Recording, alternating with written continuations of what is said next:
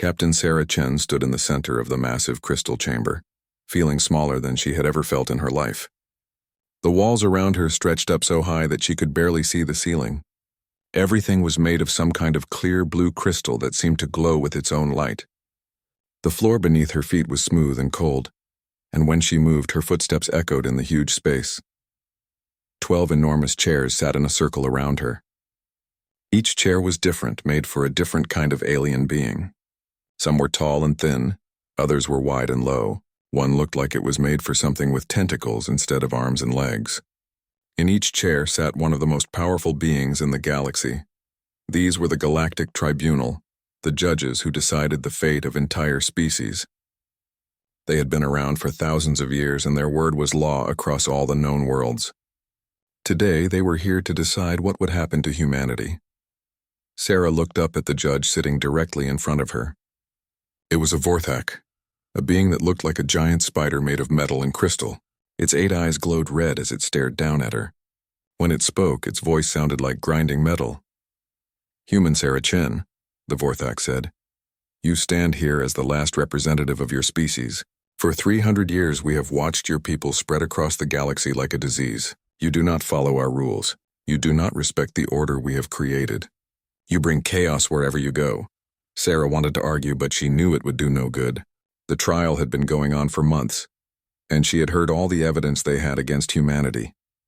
Her people had indeed spread quickly across the stars. They had built colonies on worlds that other species claimed. They had refused to follow the strict laws that governed how different species were supposed to interact with each other. But Sarah knew there was more to the story. Humans had also saved dying worlds, helped species that were in trouble, and brought new ideas and technologies that made life better for everyone. The tribunal did not want to hear about any of that. Another judge spoke up. This one was a Zilari, a being that looked like a tall, thin tree with glowing bark. Its voice sounded like wind through leaves. "Your species has proven that it cannot be trusted to exist peacefully with others," the Zilari said. "You solve problems with violence. You ask too many questions. You refuse to accept that some things should not be changed." Sarah felt anger rising in her chest, but she forced herself to stay calm. "We have tried to work with you," she said. "We have sent ambassadors. We have offered to share our knowledge. We have helped other species when they were in danger." The Vorthak's eyes flashed brighter. "You have interfered where you were not wanted. You have upset the balance that has kept peace in the galaxy for 10,000 years. A third judge, something that looked like a floating ball of light, spoke in a voice that sounded like music. "The decision has been made. We are not here to debate. We are here to deliver judgment." Sarah's heart sank. She had hoped that somehow she could still change their minds, but she could see in their alien faces that the decision had been made long before she had even arrived. The Vorthak stood up from its chair. Even sitting, it had been huge, but standing, it towered over everything else in the room. "By the ancient laws of the Galactic Tribunal, we find humanity guilty of being a threat to galactic peace and order. Your species will be contained to your home system.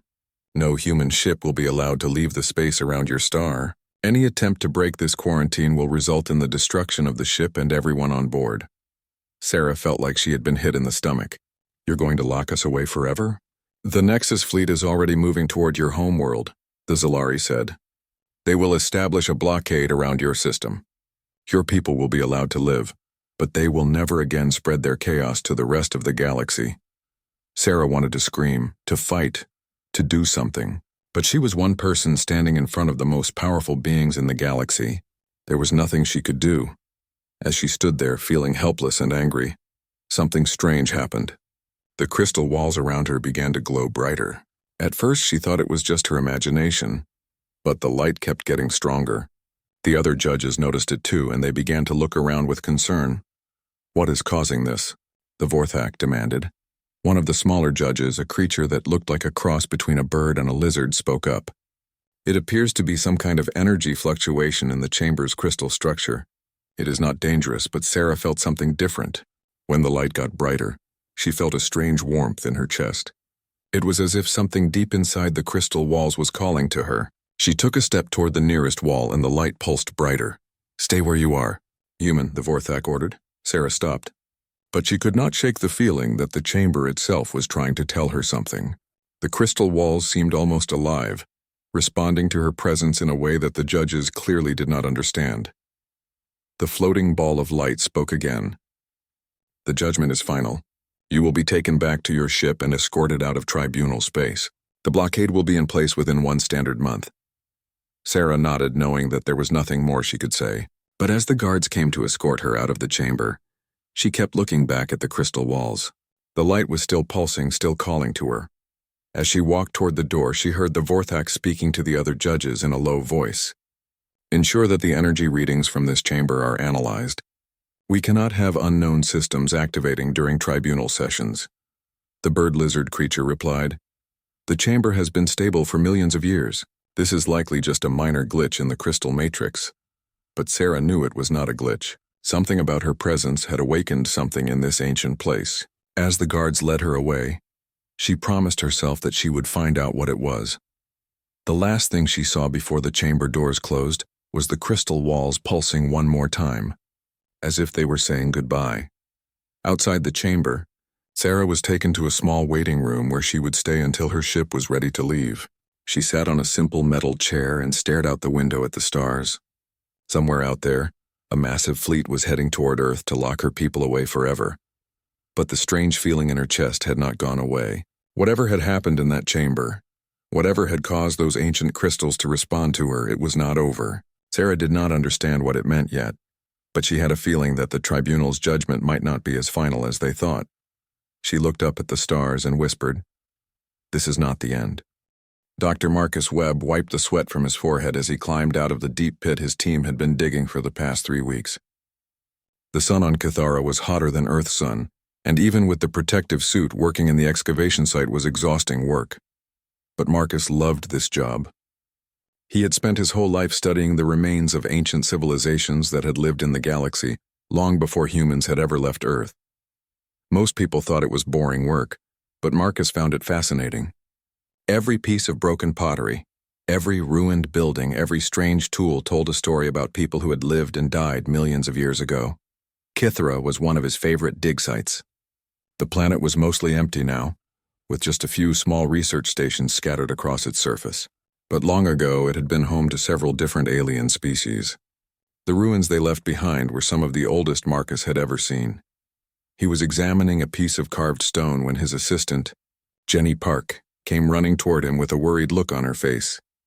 "Dr. Webb," she said, breathing hard, "you need to see the news feed from Earth." Marcus followed Jenny to their small communications tent. On the screen, he could see a reporter standing in front of the United Nations building on Earth. The reporter's face was grim as she spoke. "The Galactic Tribunal has delivered its final judgment on humanity," the reporter said. "Our species has been declared a threat to galactic peace. Earth and all human colonies will be placed under permanent quarantine. No human ship will be allowed to leave our home system." Marcus felt like the ground had disappeared from under his feet. He sat down heavily in the nearest chair, staring at the screen in shock. "They can't do this," Jenny said. "We've done so much good out here. We've helped other species, made important discoveries." Marcus shook his head slowly.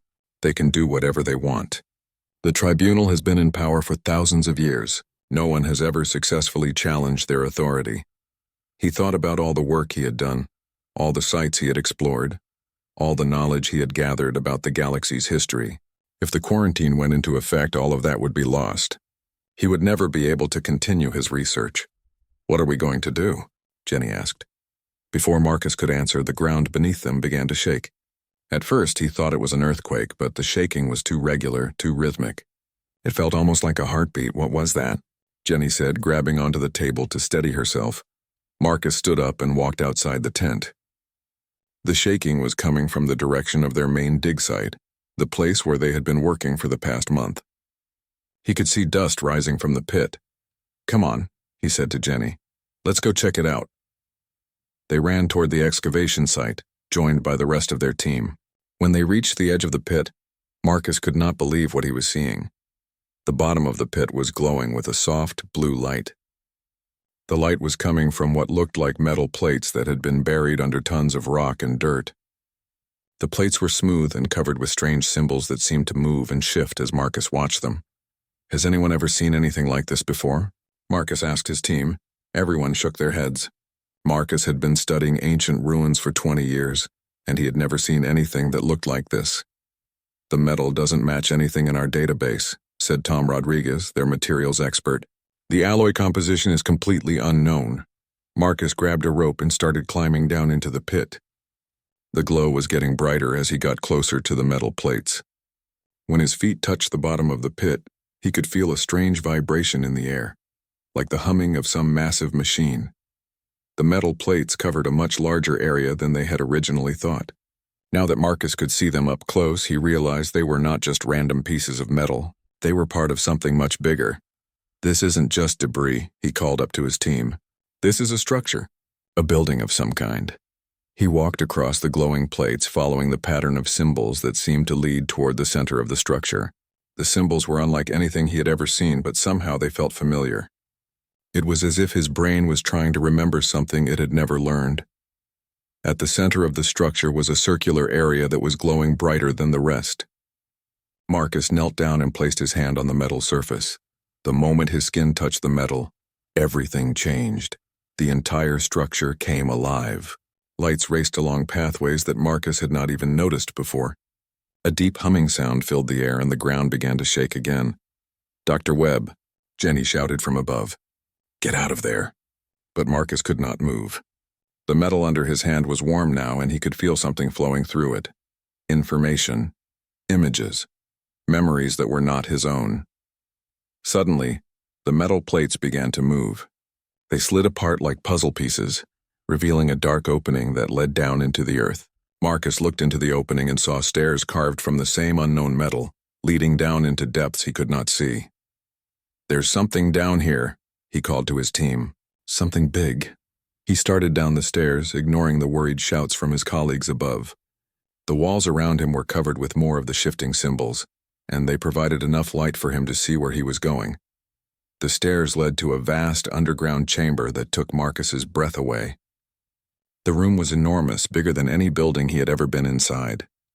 The walls, floor, and ceiling were all made of the same glowing metal, and the air hummed with power. But what amazed Marcus most were the displays that covered the walls.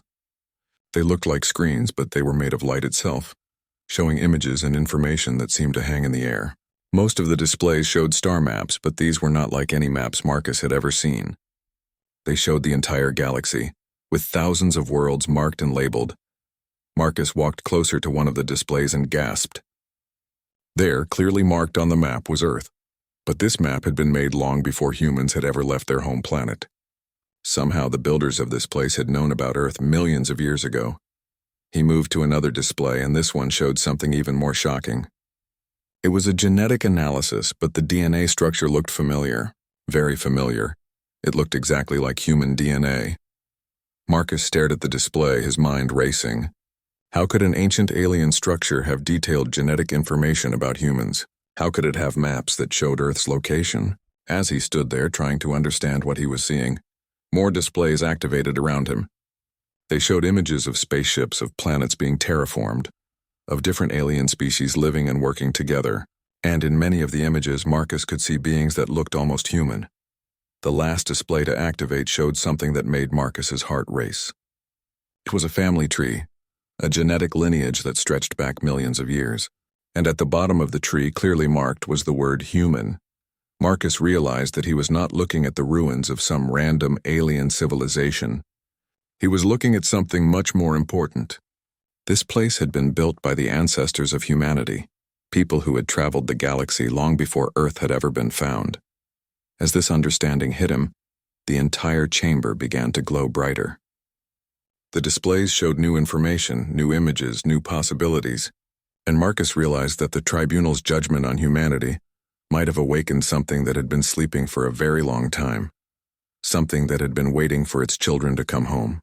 Marcus spent the next 3 days living in the underground chamber, barely stopping to eat or sleep. The ancient systems responded to his touch, showing him information that changed everything he thought he knew about the galaxy's history. The beings who had built this place called themselves the Architects. They had been the first species to travel between the stars, the first to build great cities on distant worlds, the first to bring different alien races together in peace. Everything that the current galactic civilization claimed to have invented the architects had done millions of years earlier. The displays showed Marcus images of the architects at work. They looked almost exactly like humans, but taller and more graceful. They had the same curious eyes, the same restless energy that drove them to explore and discover. They traveled to dead worlds and brought them to life. They found species that were trapped on their home planets and taught them how to reach the stars. But the architects had enemies. The displays showed other species, older and more powerful, who did not like the changes the architects brought. These ancient races wanted to keep things the way they had always been. They wanted to control who could travel between worlds, who could learn new technologies, who could grow and change. Marcus watched in fascination as the story unfolded on the glowing displays. The architects had tried to work with these older species, but the ancient powers saw them as a threat. The architects asked too many questions. They refused to accept that some knowledge should be forbidden. They helped younger species become strong and independent. The older species called the architects dangerous. They said the architects brought chaos and disorder to the galaxy. They demanded that the architects stop their explorations and submit to the authority of those who had ruled before them. The architects refused. What followed was not a war in the usual sense. The older species were too smart to fight the architects directly. Instead, they worked together to isolate them. They turned younger species against the architects by spreading lies about their intentions. They made treaties and alliances that cut off the architects from their trade routes and colonies. Slowly, the architects found themselves alone in the galaxy, surrounded by enemies who wanted them gone. But the architects had one last plan. They could not win the fight, but they could make sure their legacy survived. They built a network of hidden installations across the galaxy, each one containing the knowledge and technology they had gathered over millions of years. These installations would remain dormant, waiting for the right time to awaken, and then the architects scattered to the far edges of the galaxy, to worlds so distant and isolated that their enemies would never find them. They would start over, rebuild their civilization in secret, and wait for the day when their descendants would be ready to reclaim their birthright. Marcus felt chills as he realized what this meant. Humans were not just another species that had evolved on Earth. They were the descendants of the architects, the inheritors of the greatest civilization the galaxy had ever known. The displays showed him more proof. Human DNA contained genetic markers that were found nowhere else in the galaxy, except in the architect records. Human behavior patterns matched architect profiles perfectly. Even human technology followed the same development paths that the architects had used millions of years ago. But the most amazing discovery was still to come. Marcus found a display that showed the current state of the galaxy, updated in real time. The installation had been monitoring galactic affairs for millions of years, watching and waiting. He saw the Galactic Tribunal, the same council that had just condemned humanity. But now he could see the truth about them. They were not the wise ancient leaders they pretended to be. They were the descendants of the same species that had destroyed the architects. The tribunal had built their power on a lie. They claimed to be the founders of galactic civilization, the ones who had brought order and peace to the stars. But they had stolen everything from the architects, every major technology they used. Every law they enforced, every tradition they followed had been taken from the people they had destroyed. Marcus stared at the evidence in amazement. The faster-than-light drives that allowed ships to travel between stars? Invented by the architects. The universal translator systems that let different species communicate? Created by the architects. The energy shields that protected planets from cosmic radiation? Designed by the architects. Even the crystal chambers where the tribunal held their meetings were built on top of architect installations. The tribunal had been literally sitting on the graves of the people they had murdered. As Marcus learned more about the truth, he began to understand why the tribunal was so afraid of humanity. Human expansion across the galaxy was following the same paths the architects had taken. Human colonies were being built on worlds the architects had once called home. Human explorers were asking the same questions the architects had asked. The tribunal recognized the pattern, even if they did not fully understand it. They could sense that humanity was different from other species, that humans carried something dangerous in their genes and their culture. They were afraid that humans would eventually discover the truth about the galaxy's history, and they were right to be afraid. Marcus touched another control. and the display showed him something that made his heart race with excitement. The Architect Network was not just a collection of hidden installations. It was a living system, connected across the galaxy by technology that the current civilizations could not even detect. And the network was waking up, all across the galaxy. Architect installations were receiving signals from the Cathera site. Ancient systems that had been dormant for millions of years were coming back to life. Hidden bases were powering up their defenses. Buried ships were preparing to launch. The network had been waiting for a signal that its creator's descendants had returned to the galaxy. Marcus's discovery of the Cathera installation had provided that signal, but there was more. The displays showed Marcus that he had been chosen for a special role. The Architect Network needed someone to guide it, someone who could make decisions about how its vast resources should be used. The installation had scanned Marcus's genetic patterns and found him to be a perfect match for the role of Keeper. As Keeper, Marcus would have access to all the knowledge and technology the architects had hidden away. He would be able to control installations across the galaxy, command ancient ships, and unlock secrets that had been lost for millions of years. It was an overwhelming responsibility, but Marcus knew he had to accept it. Humanity was facing extinction at the hands of the Tribunal. The Architect Network might be their only hope for survival. He placed both hands on the central control panel and felt the network's vast consciousness flow through him. He could sense installations on hundreds of worlds, each one containing treasures beyond imagination. He could feel the ancient ships stirring in their hidden bases, their crews of mechanical servants preparing for action, and he could sense something else. On the world called Nexus Prime, where the Tribunal held their meetings, an architect installation was awakening. It was the largest and most powerful installation in the network, and it had been sleeping directly beneath the Tribunal's crystal chambers for millions of years. Marcus smiled as he realized what this meant. The Tribunal thought they had delivered humanity's final judgment, but they had made one crucial mistake. They had tried to judge the Architect's children while sitting on top of the Architect's greatest weapon. The galaxy's judgment was indeed final, but it would not be the judgment the Tribunal expected. Through the network, Marcus sent a message to installations across the galaxy. The message was simple, but it would change everything. The Architects had returned, and they were ready to reclaim what was theirs. Captain Sarah Chen was locked in a small room aboard a Tribunal transport ship, waiting to be taken back to human space. She had been there for 2 days, staring out the small window at the stars and thinking about the strange experience in the crystal chamber. The feeling that something had awakened in that ancient place would not leave her alone. Every time she closed her eyes, she could see the walls pulsing with light, could feel the warmth that had spread through her chest when the crystals responded to her presence. She was thinking about this when the ship suddenly shuddered and came to a stop.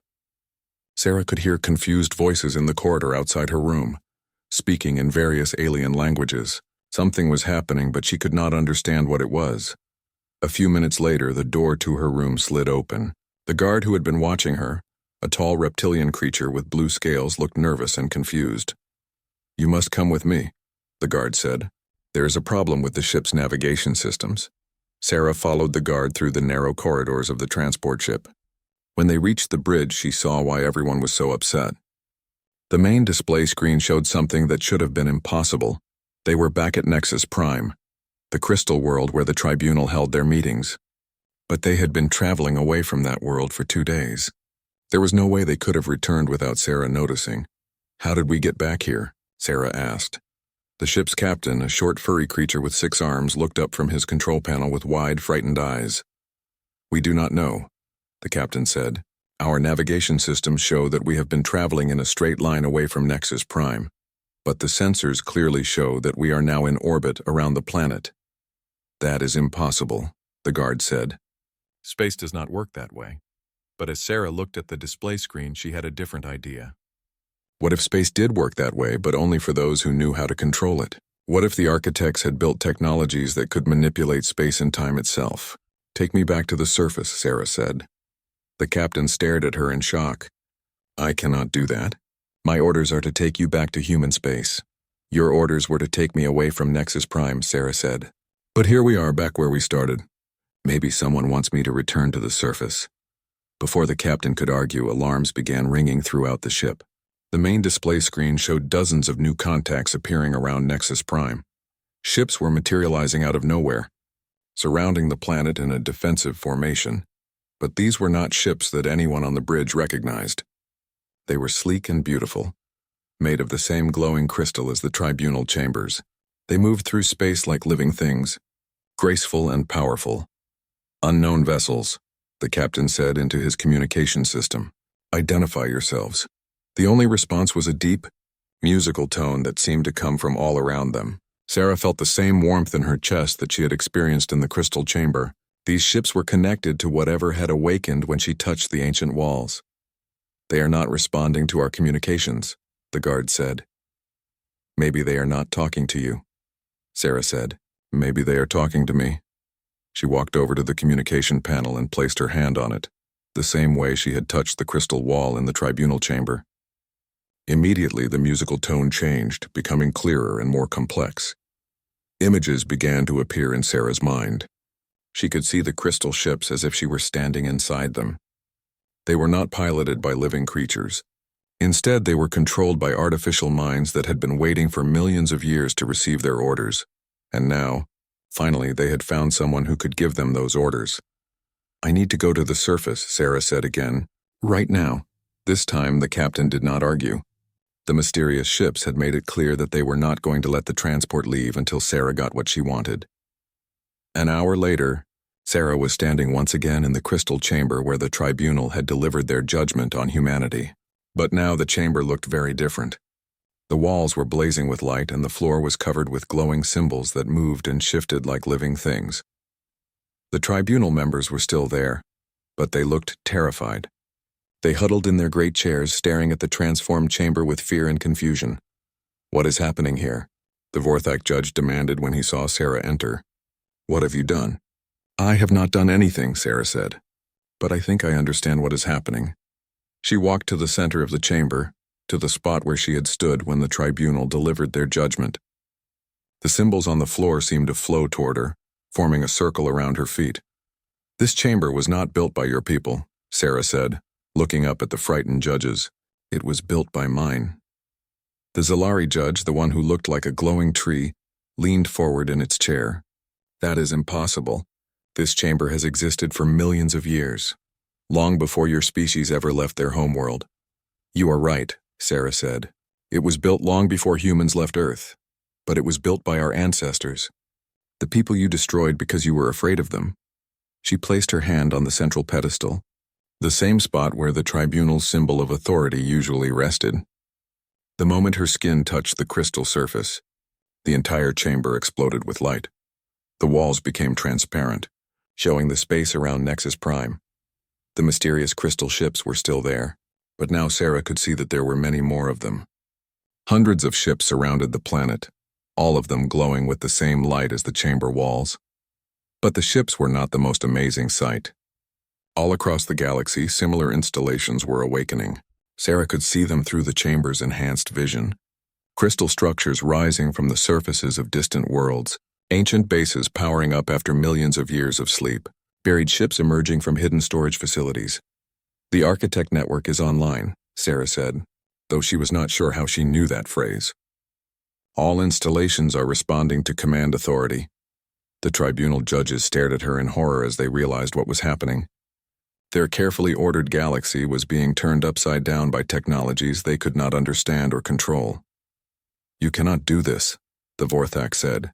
"We are the rightful rulers of this galaxy. We have maintained order for thousands of years." "You have maintained your order," Sarah said, "but it was never yours to begin with. You built your civilization on the ruins of people you murdered. You claimed credit for achievements that were never yours." Through the chamber's systems, Sarah could see the true history of the galaxy playing out on the walls.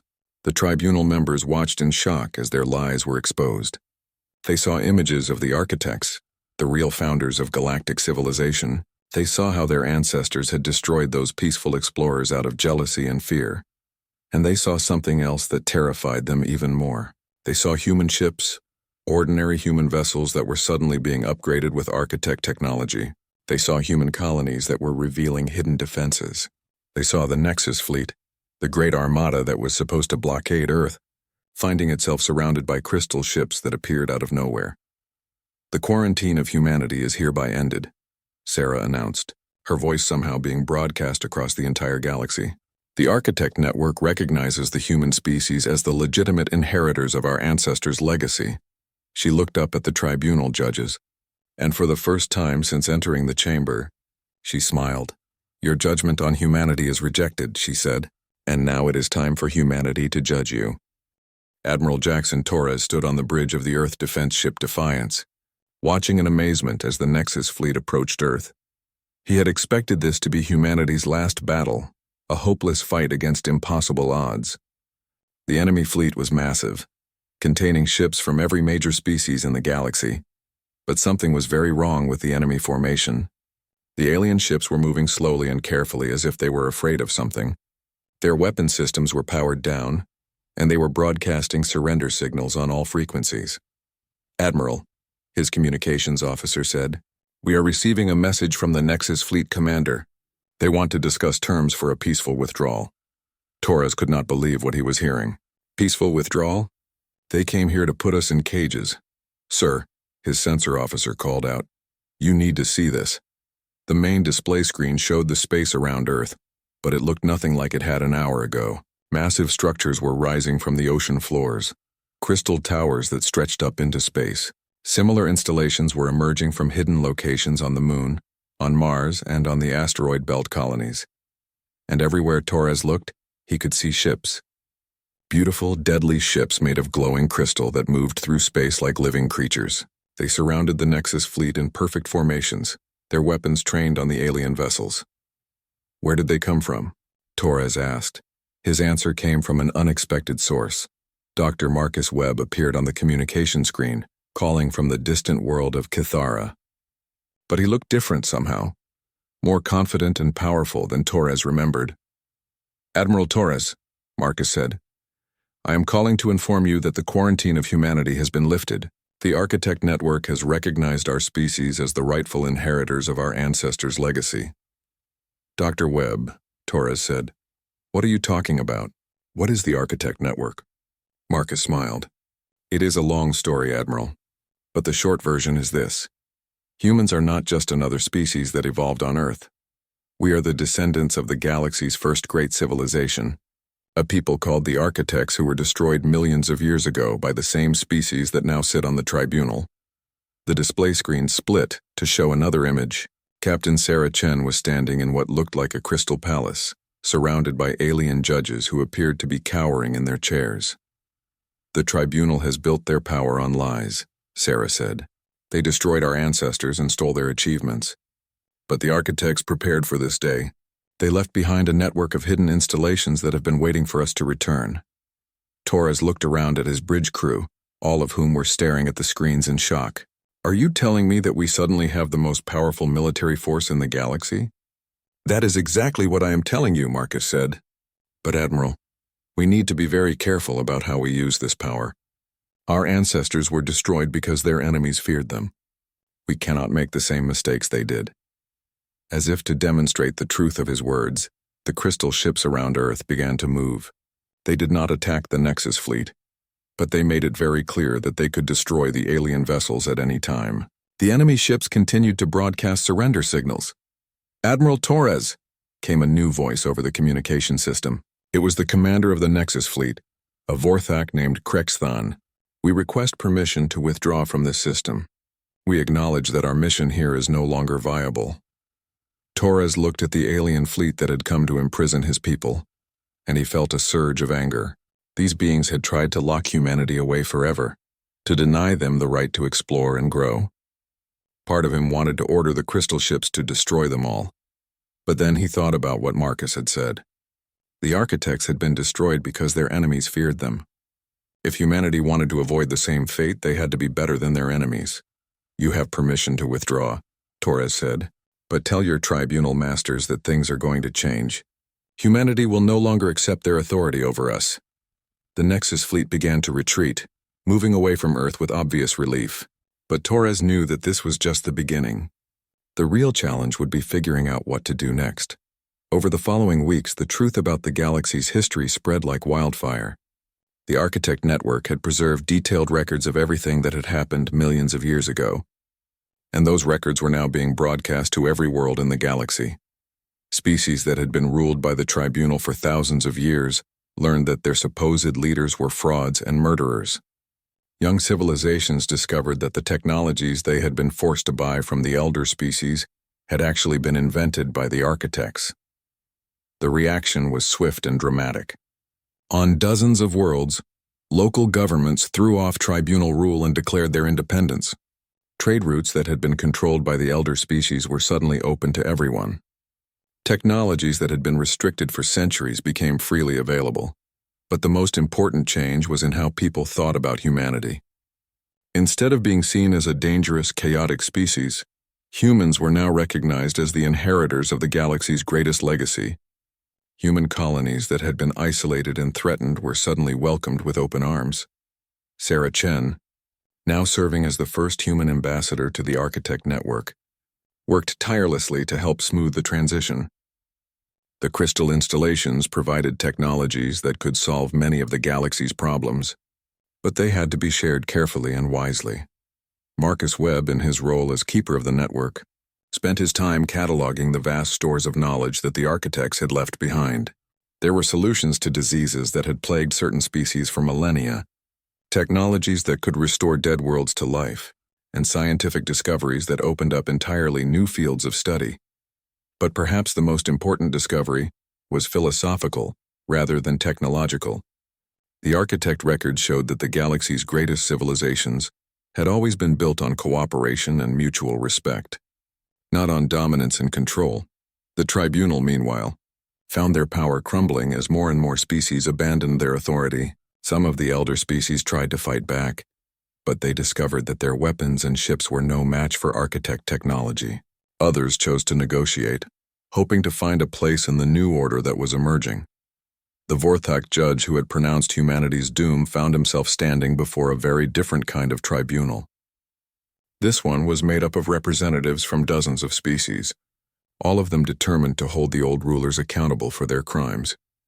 You stand accused of genocide, theft, and the suppression of entire civilizations, Sarah Chen said, serving as the chief prosecutor. How do you answer these charges? The Vorthak's multiple eyes darted around the room, looking for support that was no longer there. We brought order to the galaxy. We maintained peace for thousands of years. You maintained your version of peace, Sarah replied, but it was a peace built on lies and murder. The galaxy deserves better. In the end, the old tribunal members were not executed or imprisoned. Instead, they were stripped of their authority and sent to live on isolated worlds where they could do no more harm. It was a mercy that their own ancestors had never shown to the architects. The galaxy that emerged from this transformation was very different from the one that had existed before. Instead of being ruled by a small group of elder species, it became a confederation of equals. Trade flowed freely between worlds. Knowledge was shared instead of hoarded. Young species were helped to reach their potential, instead of being held back by artificial restrictions. And at the center of it all were the humans, the children of the architects who had finally come home. They used their newfound power not to dominate others, but to help them. They explored new worlds not to conquer them, but to understand them. They asked difficult questions not to cause trouble, but to find truth. The galaxy's judgment on humanity had indeed been final. But it was not the judgment that the tribunal had intended to deliver. Instead, it was the judgment that the galaxy itself had made, that humanity deserved to inherit the legacy of their ancestors, and that the stars themselves were waiting to welcome them home. Captain Sarah Chen stood once again in the crystal chamber on Nexus Prime, but now it served a very different purpose. Instead of being a place where the powerful condemned the weak, it had become a center of learning and cooperation where all species could work together to build a better future. As she looked up at the crystal walls that had first awakened to her touch, Sarah smiled. The architects were gone, but their dreams lived on in their children. And those dreams would light the way to a galaxy where every species could reach for the stars without fear. The judgment was final, and humanity had won.